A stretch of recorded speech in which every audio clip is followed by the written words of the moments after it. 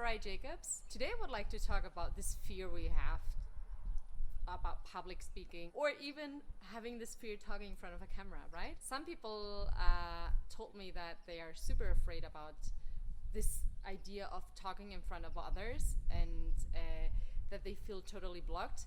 I have to say that luckily I never had that big fear. I've been nervous every time that I had to speak in front of a big audience, and actually I never thought that I would do it, but it turned out that I spoke several times in front of big audiences of thousands of people, and it is a totally different feeling talking for an audience where you don't really see the faces than talking to an audience of 10 or 50 people where you can see everyone and where you can see everyone's face expression.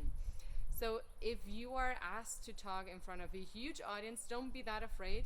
Be well prepared, because sometimes what happens is that with the nerves and with the context and the lights and whatever, you might forget what you were about to say. But if you are struggling to talk in front of a smaller audience, which I can totally understand, there are little tricks that you can do that might help you.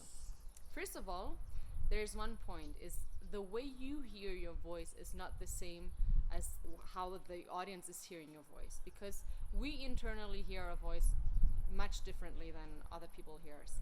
That means that if you hear your voice strange or you feel yourself very nervous, it doesn't have to be that others hear it the same way.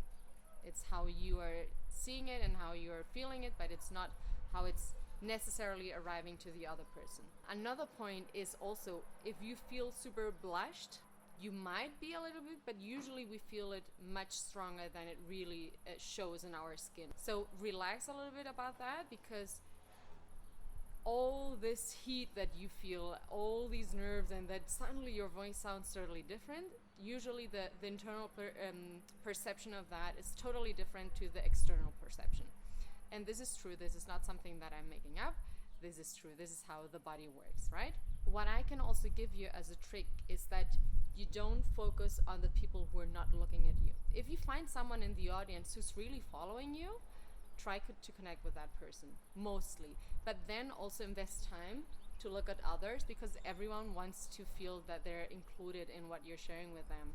If you're only focusing and looking at one person for the whole time, you might lose the connection with your audience, because everyone wants to feel part of your speech. But don't look at someone that is looking somewhere else or that maybe fell asleep, because that will make you even more insecure. So tend to look at those people who are following you and who are connecting with you because they're really engaging with what you're saying. That will also give you motivation and give you more strength to share your message. If it's helpful, really prepare what you're going to say. And this varies from one person to another.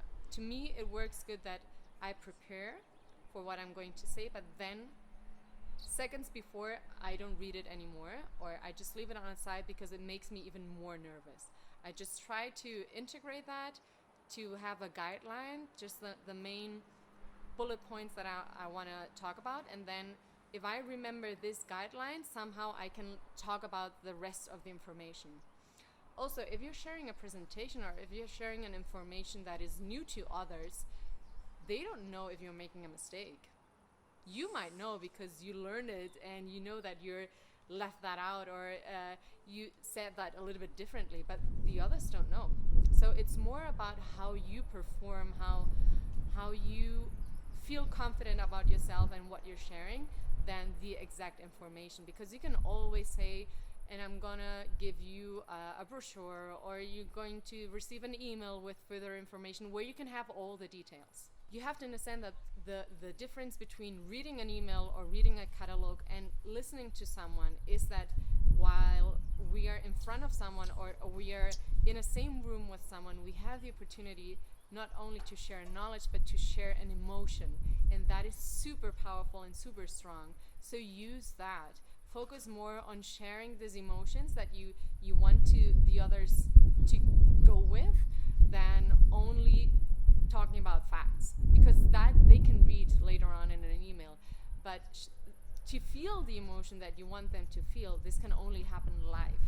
or this can only happen through you, through your words, through your performance on the stage. I'm gonna make another video to give you more insight on that, but I hope that these little tricks help you a little bit if you're struggling with public speaking.